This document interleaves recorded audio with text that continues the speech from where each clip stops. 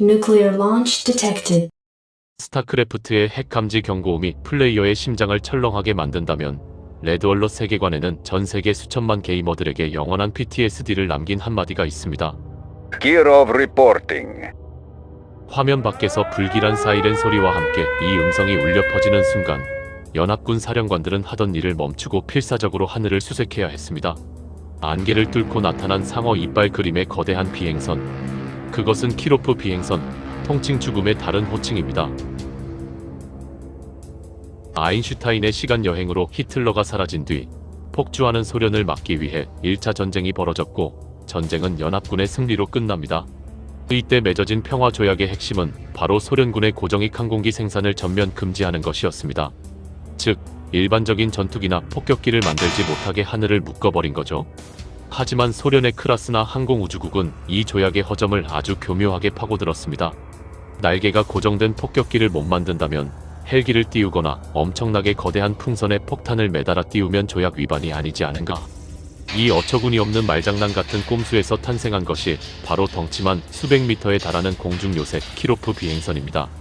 공기역학이나 세련된 비행 기술 따위는 개나 줘버린 채 오직 가장 거대하고 무식한 질량을 적의 머리 위에 띄운다는 맹목적인 목적만으로 만들어진 기형적인 병기였죠. 이 붉은 요새의 조종관은 아무나 잡을 수 없었습니다. 오직 당에 대한 충성심이 완벽하게 검증되고 수많은 훈장을 주렁주렁 매단 최고위 엘리트 장교들에게만 탑승이 허락되었죠.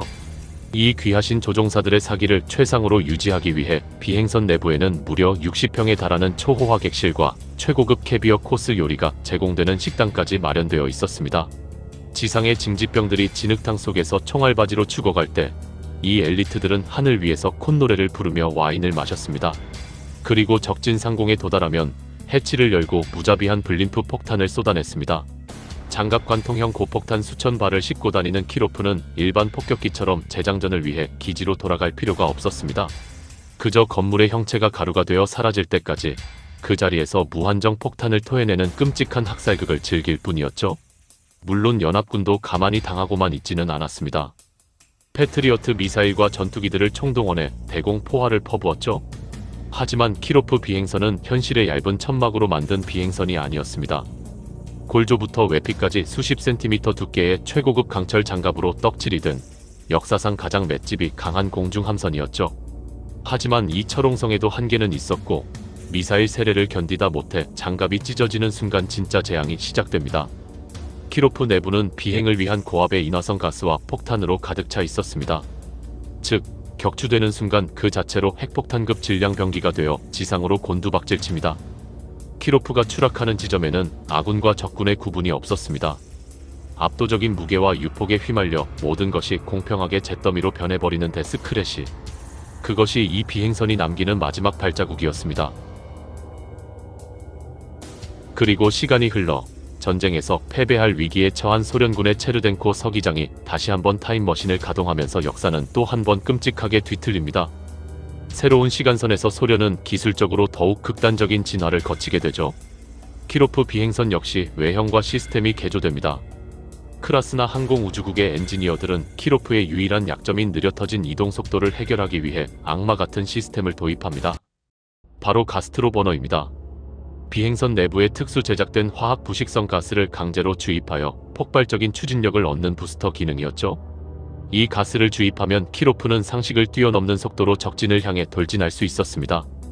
하지만 이 부스터에는 끔찍한 대가가 따랐습니다.